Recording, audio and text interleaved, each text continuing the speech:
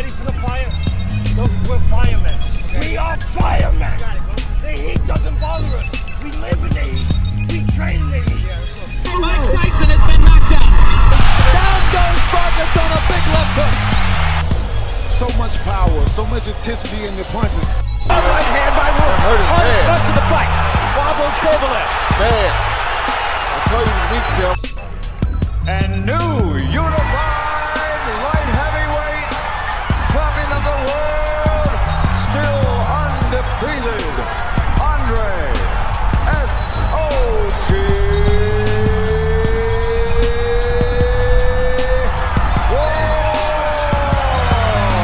Come on, man. I'm the face of boxing. I talk from the side. But you Why talk you gotta to me. talk? Ain't nobody talking from the side. Why you gotta talk? Well, talk to me. It don't matter. Talk to him. Tell your Talk to nigga me. be quiet. Talk to me. Don't Tell your talk to nigga him. be quiet. Talk to me. Tell your nigga to be quiet. Talk to me. Tell your nigga to be All right, quiet. now you talk to me. Tell your nigga to be Back to quiet. what we were talking about. I'm the dog with the vision. I'm the boogeyman. You can't be the Everybody boogeyman if know. I'm I'm that chasing guy. you. Everyone know I'm that guy. You're not that guy. I'm that guy. As we stay knee deep into this boxing conversation, man. Are you kidding me? The undefeated number 7 pound-for-pound fighter is not coming out to continue against Loma. Beaten down, hopeless, without an answer, and Lomachenko has made Rigondeaux quit.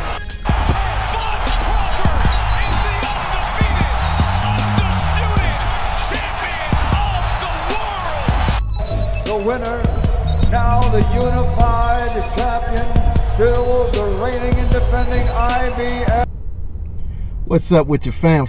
Hey man, welcome to Big Faces Worldwide. Get some of this morning flavor. You understand what I'm saying? Hey man, it's Thursday. We almost there. The work week's almost over, man. Listen, man, I'd like to thank you all for tuning in, man. If you're new here, I want you to be here. So think about hitting that subscribe button as we stay knee deep into this boxing conversation, man. Now, before I start talking about this boxing, man, I want to talk a little bit about Russell Simmons, man. Y'all been following Russell Simmons? He did a interview with the Breakfast Club the other day. He also got a documentary that came out. Those of you who don't know, Russell Simmons, I think there's two young ladies who have accused Russell of raping them. You know what I mean? And I think Russell somewhere in like Bali or something. You know what I mean? I guess he's trying to be out of arm's reach from the law. You know what I'm saying? But Russell, I think he's like 62, 63 years old. He's been getting money for a long time, man. You know, he's the one that started Profile Records and, you know, put Run DMC on the map, and, you know, he was Def Jam, and, you know, Russell Simmons is a big dog, man. You know what I mean? Big dog in the industry.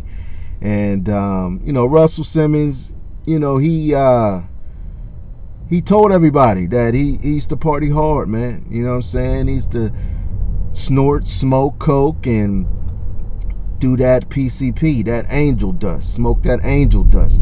And I don't know about you know, if any of you been around people who or watch videos of people who smoke angel dust, but them motherfuckers is off they rocker.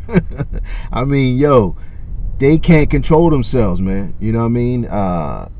It take like 9-10 police officers to control one man off of that PCP, man. You know what I mean? They get like superhuman strength, you know.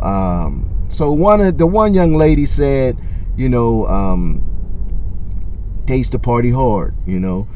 They be in there partying and, you know, having a good time. Russell say, okay, I'm gonna go take a shower. Wait right here, I'll be back. You know, Russell go in the kitchen, go in the bathroom or whatever. I guess he would smoke some PCP, come back butt ass naked, butterball naked, man. You know what I mean? Johnson, condom on the Johnson already. You know, and the female said like his whole demeanor changed.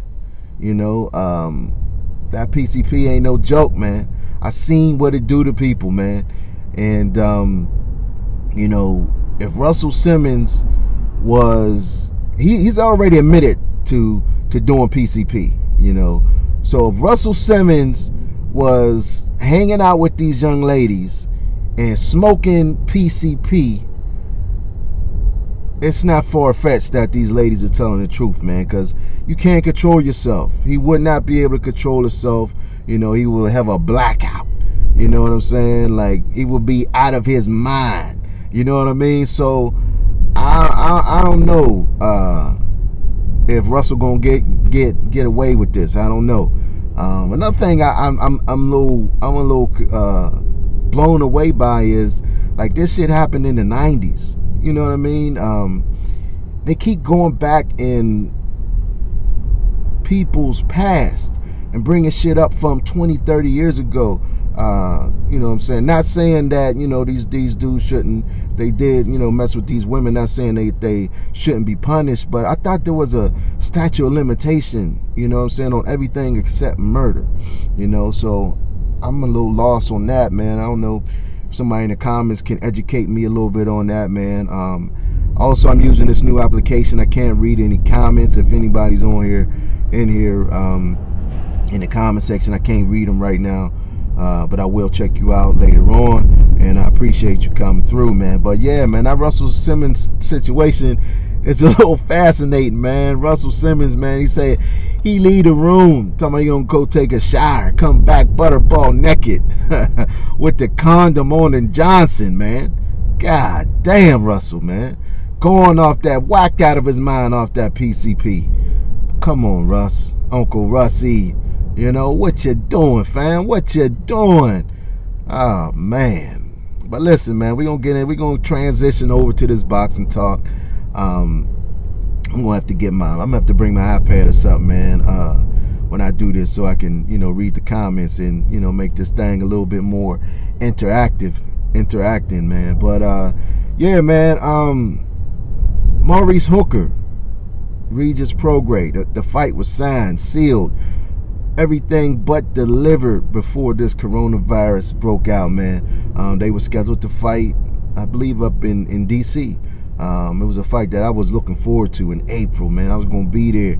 You know what I'm saying? I was gonna be there, man. You know what I mean? I wasn't gonna meet him there. I was gonna beat him there. You know what I mean? That's how much I wanted to see this fight, man. And the fight was contracted at 143 pounds. Now, that was because Maurice Hooker said he could no longer make 140, you know. So Regis, okay, he agreed to the 143. Now, after this, you know, COVID-19 stuff has settled down a little bit in the media, and I say in the media because this shit is still out here, man. People running, they opening up shit, and people running around, you know, like everything is back to normal. Meanwhile, the case of infected people is skyrocketing. They ain't talking about it. They trying to sweep this shit under the rug, man. And people's getting knocked off by this COVID-19. So don't fall for the bullshit that, you know, it was a hoax and, you know, everybody's cool and nah, fam. You know what I'm saying? I'm seeing it. You know what I mean? I know people who've been touched by this coronavirus. You know, I know people that have been touched by this coronavirus. So don't tell me that it's bullshit, fam. You know what I'm saying? But now that it has died down a little bit, Hooker wants to fight at full welterweight, 147. Now, BoMac, you know, who is his new trainer, has come out. I think they had one fight together when Hooker got that early knockout. BoMac has come out and said that, you know, the fight's got to happen at 147. Lou DiBella is the promoter of Prograis, the Rougarou. You know, he says it ain't his fighter. He got a 140-pound fighter. You know, Regis still have unfinished business at 140. You know, Jose Ramirez, Josh Taylor. You know, Regis wants some get back. He wants those titles. He want to put his stamp on 147. Regis is not satisfied with his performance over there in London. You know what I'm saying? I wasn't satisfied with it. You know, I didn't think, you know, Josh Taylor would be able to stand up to the Rougarou punishment like that round after round. I just knew that Josh Taylor would break down in the later rounds. Instead, Josh Taylor seems like the one who came on more in the championship rounds, and Regis Prograis just kind of flatlined, you know what I mean? Just kind of stayed at the same pace. No sense of urgency whatsoever, man. So, you know, although the fight was close, I do agree that Josh Taylor won that fight, and he won a new fan that night, because I wasn't a big fan of Josh Taylor before that, you know what I'm saying? But Josh Taylor showed me that he's the real deal, showed a lot of grit, a lot of heart, a lot of determination, man. So Regis wants to stay at 140. Hooker wants to go to 147. I went up to upstate New York last year. I believe it was February last year, to when Hooker was fighting Les Pierre, you know, and at the Turning Stone. I covered that fight as media, and Hooker had a very, very hard time making that 140, man. I mean, you could just see it in him, man. He was just walking around like he couldn't even walk right, you know what I mean? The days leading up to it, on the weigh-in day, man. Videos is on my channel. You can go back and check them out. The weigh-in day, you know, he could barely walk, you know, to the scale. He had to get help off the scale, man, to make that 140. So when they announced that the fight was going to be at 143, and you know, and then he came out and fought another fight at 140, I believe, 143, something like that. I'm like, you know, what is he waiting on? I thought the whole move was, you know, leaving his team, going to BoMac, was to jump to 147, you know what I mean, 147. But you know, he delayed it, signed the contract with Regis, and now he talking about he wanna go to 147. Now DeBella is you know, he's upset about this. Eddie Hearn wanted this to be the first fight back from this COVID thing. You know what I mean? This is a fight that I want to see. These dudes got history. You know what I'm saying? They don't like each other, man. In the amateurs, Maurice Hooker was talking shit, you know what I mean? Saying that, you know, Prograis know what's up. You know, even though Prograis won the fight when they was in the amateurs, man, Hooker felt like he was robbed. And you know, he said the crowd knew who won, and he said Regis deep down know that he can't bump with him, he can't thump with him. You know what I'm saying? So that's a fight I want to see. So we're gonna have to see what's next, you know what I mean, about this fight, man, because they got a contract in place, you know, and I don't know if that contract gets voided because of, you know, the pandemic, you know, messed everything up, or if he got to abide by that contract, you know what I mean? But if that contract is in effect, he got to make that 143 pounds, man. You know, that's all I got to say on that matter. And Tyson Fury, Anthony Joshua. Excuse me. Now everybody's making a big thing about this now that Eddie Hearn has come out and said that they got a 2-fight deal made in principle, but it's like Frank Warren said, this ain't no new news, man. You know, they talked about this months ago. In principle means, yeah, you know, just verbally saying, okay, yeah, man, we're going to do this next year, you know. That's it. We're going to do this next year. There's no paperwork. There's no commitment. Nothing like that, man. You know what I mean? But it's caused a stir in the media, and you know, Fury is he hyping it up like it's solid, like it's signed, sealed, and delivered, but it's not, you know. And the thing that just bewilders me, man, and all this, that they seem to just be forgetting about Deontay Wilder, who was not too long ago considered the baddest man on the planet. You know, the man who knocked every opponent out that he ever fought, except Tyson Fury. And many will argue that in the first fight he did knock out Tyson Fury. You understand what I'm saying? But yeah, man, I feel it's real disrespectful to Wilder, you know, just to be looking straight past him to Joshua. You know, although it's a real good fight, I want to check it out. But, you know, I'm just looking at the whole dynamic of the thing and like, yo, you still got to fight this man who knocked out every fighter he ever fought. You know what I'm saying? Who got this right hand that's like a missile. I don't understand it, family. Like, you know, you just automatically think you're going to come in there and beat down Deontay Wilder. The element of surprise is gone. You know what I'm saying? Fury told everybody he was going to come in there and knock Deontay Wilder out. Told everybody he was going to step to him and bring it to him. And he did just that. But nobody believed him. Deontay Wilder ain't believed him. So he didn't prepare for that type of fight. When Fury stepped to him like that, Wilder was caught off guard. You could see that, you know, he was bewildered. He didn't have no answers. There was no plan B because they didn't expect that. Fury caught him off guard. Therefore, that's why I say the element of surprise is gone. Now Deontay Wilder and his team say he bringing in 2 new people. We don't know who that is as of yet. Now they can work on specifically a Tyson Fury who's going to step to Deontay Wilder like he did. You know what I'm saying? And, you know, you gotta throw in the fact all the conspiracy theories.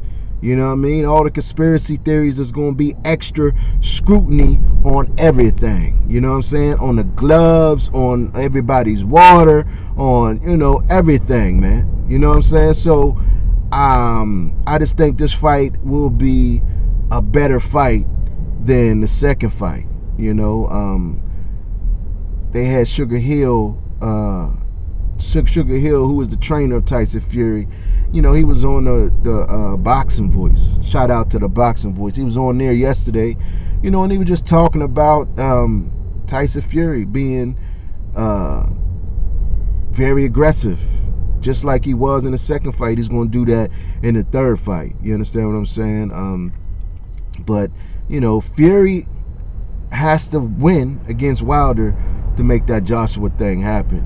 Joshua has to win against Pulev to make that thing happen. We don't know if Anthony Joshua is a shot fighter now, if he's scared, if he's going to be in there timid. We don't know that yet. You know what I'm saying? Because that Ruiz fight, although he came back and did very, very well in the rematch, that Ruiz fight took a lot out of Joshua mentally.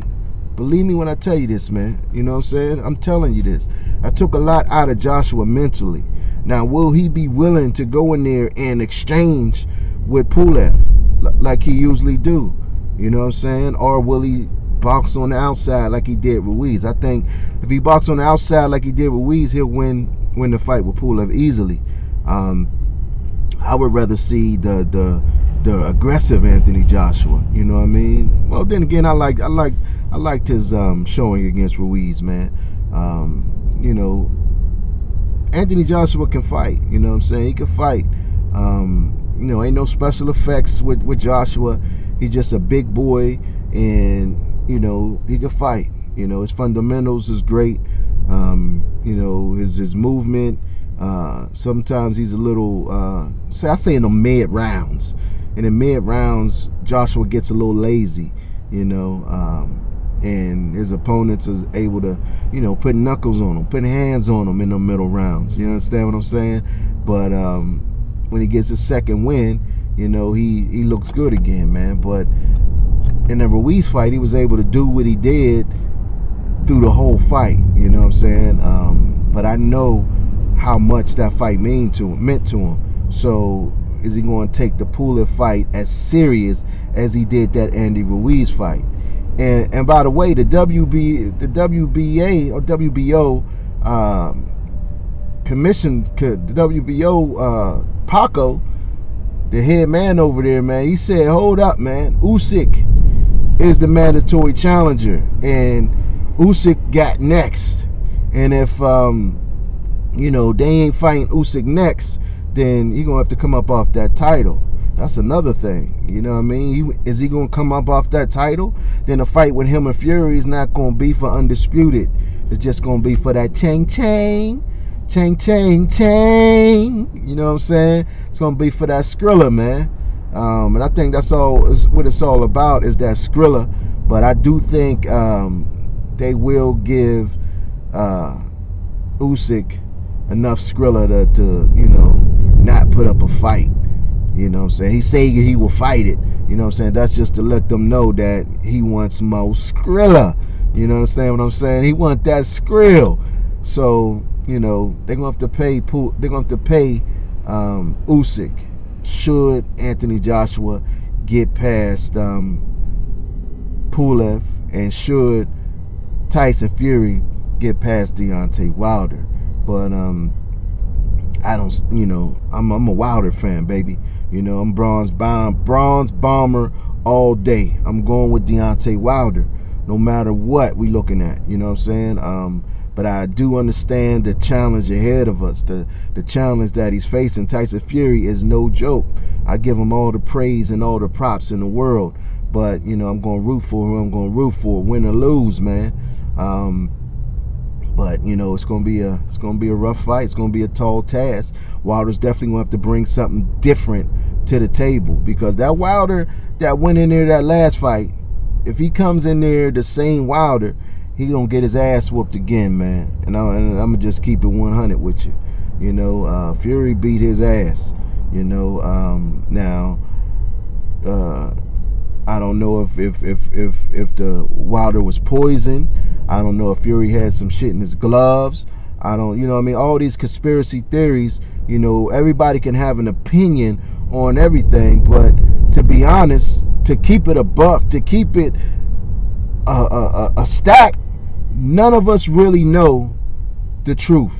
You know what I'm saying? We can all agree to disagree. We can all say, man, get out of here. He beat his ass fair and square. We all can say, man, he was poisoned. Fury had this in his gloves. And this. But the reality of it is, none of us really know what happened in that fight. You understand what I'm saying? But we're going to see, fam. We're going to see, man. In the fights with Top Rank had on the other night without the crowd, they was interesting, man. I think it's kind of more interesting because you can hear the punches, and you can hear like the fighters oohing and ahhing, like the Fetus Carabella when, you know, Shakur finally finished him with them body shots, man. That man was on the floor whining like a mofo, man. You know what I'm saying? He was whining like crazy. And you know, I kind of like that. I kind of like the being able to hear. You know what I'm saying? But we'll see, man. We will see, man. It's just a little bit of morning flavor that I want to bring to y'all, man. I'm gonna go over here and watch my homie Junior the Truth in a Punch Junkie morning show. But I appreciate everybody who caught this, you know, live and caught this on the replay. But, you know, I gotta go, fam. I gotta go. I'll catch y'all later. I appreciate y'all tuning in. If you're on social media, check me out on Twitter, on Instagram, on Facebook at Big Faces Worldwide, all one word. I also got a podcast. I haven't loaded nothing up in a few weeks, but, you know, I'm on everywhere that there's podcasts. Apple Podcasts, Android, whatever you listen to your podcasts on, man. Big Faces Worldwide. Boxing News is on there, doing the damn thing, man. But that's all I got, man. So I'll catch you on the rebound. In the meantime and in between time, stay blessed and keep on supporting the sport that we love called boxing. Peace. I'll holla back.